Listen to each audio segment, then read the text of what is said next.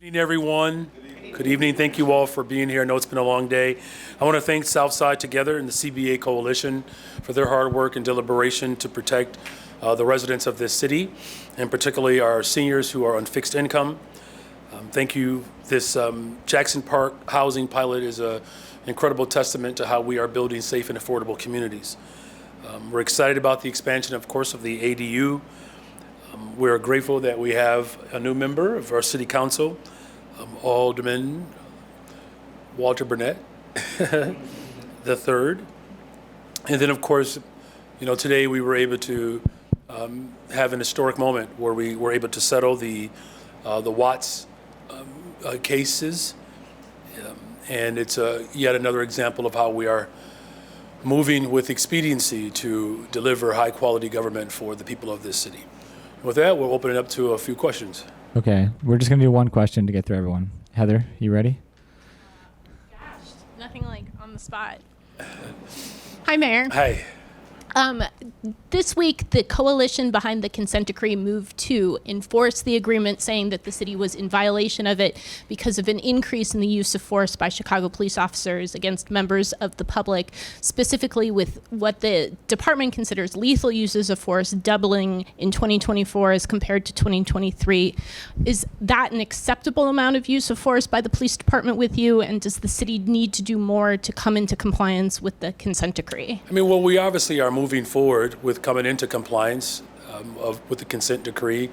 From where we started when I took office in 2023 to where we are now. And I fully expect that this year we'll have more gains as far as some of the challenges that we are still experiencing. There's no one that's disputing that there's still much more work to be done. And, I'm going to work tirelessly, of course, with our superintendent who has made this as a part of our top priority to ensure that constitutional policing becomes the form of governance that the people of Chicago can not only embrace but become accustomed with. After today, again, the settlement that we just secured, we don't want to go back to a time in which we've seen these cases that have caused harm, and it's not only harmed individuals, but it's cost the taxpayers dollars as well. So yes, more work to be done. Yes, we're moving in the right direction. And of course, yes, we're going to ensure that constitutional policing becomes the absolute form of policing in the city of Chicago. Hi, Mayor. Hi. ICE was seen floating down the Chicago River downtown today with several officers armed as well. Curious, obviously you've been in a meeting all day, but what does the administration know of that operation, if anything? And is there concern that that will be a regular appearance as the federal government continues their immigration mission in Chicago? Well, look, the federal government is not communicating with me or our police department. And this is the problem that we have expressed from the very beginning as this, president has moved to, quite frankly, behave such in an abrupt way that I don't really see how this is helping anyone, anywhere. Do not know what they're up to. And, I think the last part that I can just indicate, it's just further proof that this administration is only committed to intimidating people and working to strike fear into the hearts, into the minds of the people of this city. We're going to continue to celebrate Hispanic Heritage Month. As difficult as this moment has been, we have not wavered in our commitment and support for our immigrant communities. Good evening, Mayor. You've said before that it's your job to propose a budget, but it's the City Council's job to pass a budget. So would you say this year you hope that the final result is not seen as Brandon's budget, but just as much City Council's? And do you hope that that framing would alleviate some of the pressure on you as well as allies ahead of 2027? Well, first of all, the focus that I have is alleviating the pressure that families have experienced in the city of Chicago for a very long time as we deal with, our pensions, these, these police settlement cases. There are a host of items, of course, that we've had to deal with because of just, again, years of neglect. So again, the goal of my budget is to speak to the values of the city of Chicago. Now, look, I'm going to work with City Council to not just, drive a narrative around how we can build the safest, most affordable big city in America. This budget really has to reflect those values. I've said from the very beginning, the ultra-rich, billionaires, millionaires, have to put more skin in the game. And my budget is going to reflect that value system. Now, in terms of the pressure, look, we've been under an enormous amount of pressure over the course of these first couple of years, and we've handled it every step of the way. Our agenda continues to move forward. As we build more affordable units, today we doubled the amount of eligible spaces that will be able to benefit from ADUs. We are on pace to build thousands of affordable units by the end of my first term. And as we make these critical investments around mental health and housing and making sure that our police department and all the departments are communicating with one another, we're still making strides of driving violence down in the city of Chicago. We're talking about numbers that we have not seen in 60 years. So it's going to be a collective response, and the hope is that the people that represent the people of Chicago and City Council, that they see the values that we are putting forward and the effectiveness that has occurred as a result of my administration. And then, hopefully we'll get a unanimous vote for the budget. But that's not necessarily a requirement, but that is at least my hope. Good evening.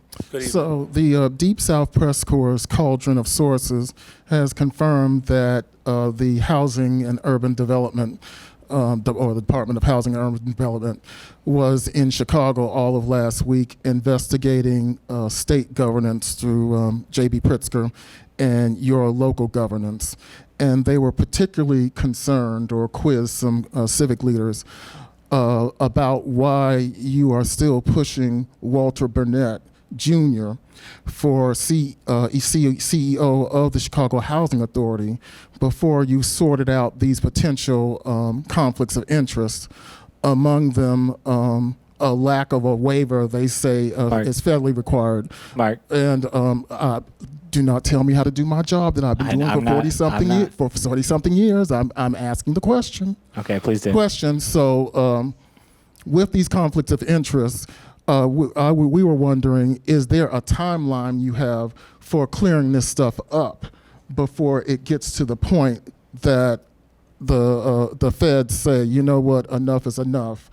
We're going to take over and do a conservatorship until you get it together on these unresolved conflicts of interest? So we do have it together. We are in constant communication with the region as well as at the regional CHA leadership, and we fully expect that we'll be able to move forward with the person that I believe is best situated to run CHA, and that's the former Alderman Walter Burnett. Good evening, Mayor. I wanted to confirm, it seems the city is not pursuing passage of the replacement grocery tax ahead of October 1st. Is there thinking behind not pursuing that, if that's true? And do you still intend to pursue that? There was public commenters today who said, that's as regressive, and they were calling on people to not support that. Mm-hmm. Well, look, it's first of all, it's not my tax, right? I don't own the rights to any taxes. This is a tax that's been around for 30 years. The state has historically collected this tax. The state has decided that it no longer wants the responsibility to collect the tax. And so there are municipalities around the state that have decided to take on that responsibility because the state has decided not to. I do not believe that tax should be raised. But the idea of the collection of that tax that is now in the hands of municipalities, like any other tax, of course, people are allowed to debate or pontificate around whether or not the collection of this tax should be done by at the municipal level. That's a conversation that the people of City Council, I'm sure, will continue to have. At this point, I've made it very clear, I'm going to work to ensure that we have the revenue that we need to make sure that we're hiring young people, that we're creating pathways to build more affordable units, that we're expanding mental and behavioral health care services, and that we're making critical investments to keep our community safe.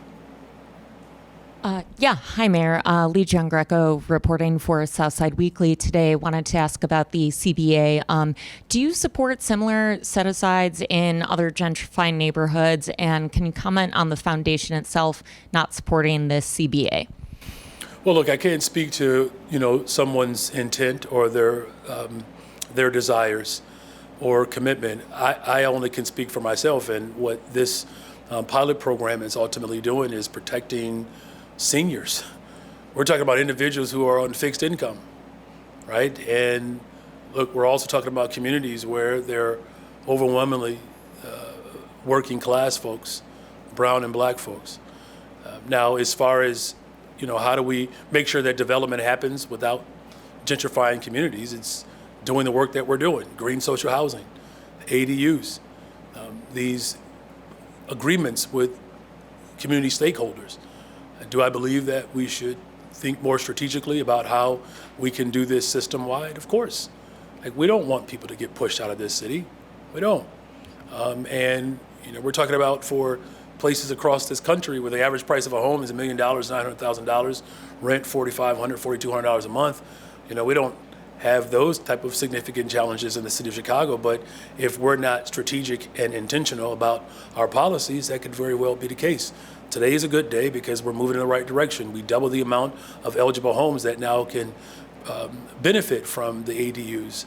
But we also have, again, representatives from a very strong coalition. These folks have been at it for some time, right? And we're grateful that they hung in there with this effort, and this is why elections do matter, because you actually have someone who is on the fifth floor. I'm talking about myself.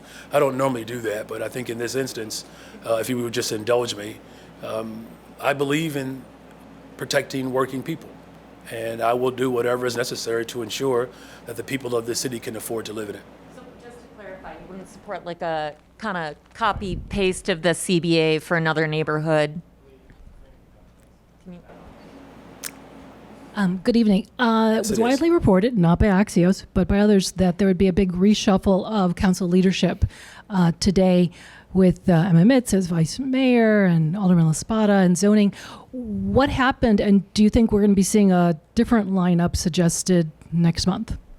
Well, look, I've had to put forth an organizational chart that allows for us to build the safest, most affordable big city in America. I will put forth a structure. We'll vote on it inevitably, and as long as that there are people who are committed to fulfilling my mission, which is to build a safe and affordable big city, that's a pathway for success. But in the meantime, government is still operating and working. Nothing has been lost in this moment, and today obviously was yet another indication of how we're building more affordable communities. Hi, Mayor. Hi. Excuse me. On that same topic, why do you think you are struggling, you and the city council collectively struggling to make these committee assignments? I spoke to Alderman today. He said one of the problems is your office is not speaking with enough aldermen. You limited this negotiation to the Latino and Black caucuses, and these discussions should start sooner. Who told you that? Okay, Alderman Emma Mitz said it should begin sooner. So someone said that I'm not speaking to all members of the different caucuses that are represented here. That's just dishonest. Is it true of this reorganization It's specifically? dishonest. It's not true. We speak with all of the different interested parties that recognize that our number one priority right now is to build the safest, most affordable big city in America. Look, let's just walk through the record here for a second. Paid time off was a promise. We made it. We did it. Abolishing the sub-minimum wage, a promise. We made it. We did it. Right? Ensuring that we have green social housing. It's a promise. We did it. The ADUs, a promise. We made it. We did it. This agreement with Jackson Park and individuals who could be impacted by gentrification. We made a commitment. We did it. Right? Every single promise that I put forward to ensure that we build the safest, most affordable big city in America, we're accomplishing it.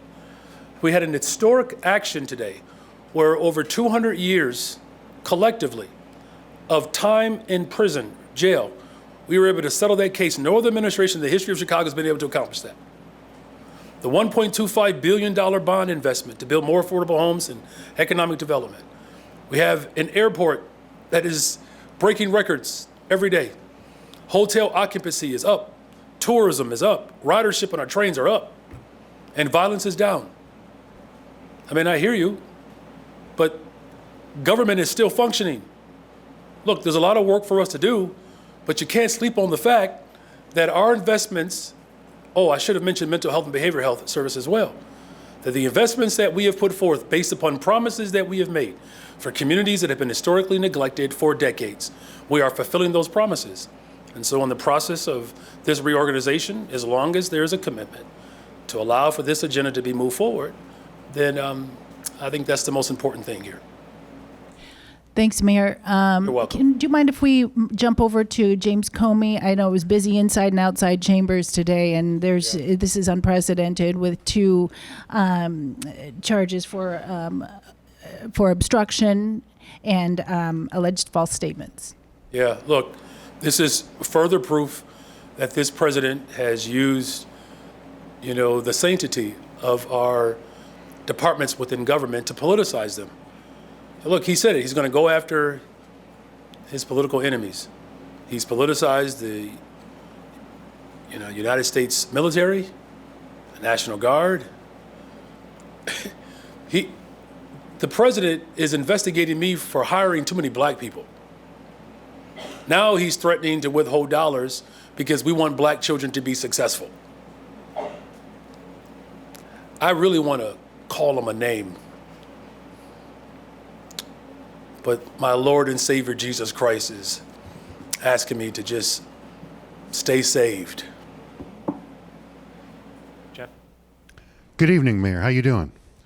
For a minute there, you almost had me. I'm better now. I had to call on the name of Jesus again. I don't know that my question will get you to do that, but I do want to ask about the 78 and the plans for the fire stadium along Roosevelt Road in the Chicago River, to get you to talk about what that's going to mean for that community, and will you become a soccer fan? Well, first of all, let me just say, I'm grateful that Joe Mansueto and Chicago Fire is willing to put skin in the game. That's what we've asked. It has to be public benefit, public use. Appreciate the alders in that area that have had very robust conversations, some of which have been concerns around gentrification. Alderwoman Dowell has done an incredible job leading these discussions. What it means is that, as I've said before, the city of Chicago, we are open for business. We're not for sale. That's the past. And it's unfortunate, it's a dark past, but now you're seeing that there are corporations that want to bring their business to Chicago, and our sports, teams play an incredible part in moving our economy. As far as being a football fan, using the international term, I just very proud to say that I am a soccer dad, and congratulations to the Kenwood Broncos. My son is a senior there, and they are conference champions for the first time in over 6-7 years. And obviously, our brother here is a proud Bronco. So, no, I'm a huge soccer or football fan, and both my sons play. My daughter is playing now, and I'm really looking forward to moving forward with this particular investment and project so that we can continue to build the safest, most affordable big city in America. Thank you all. Thank you very much. Good night. Thank you. Good night.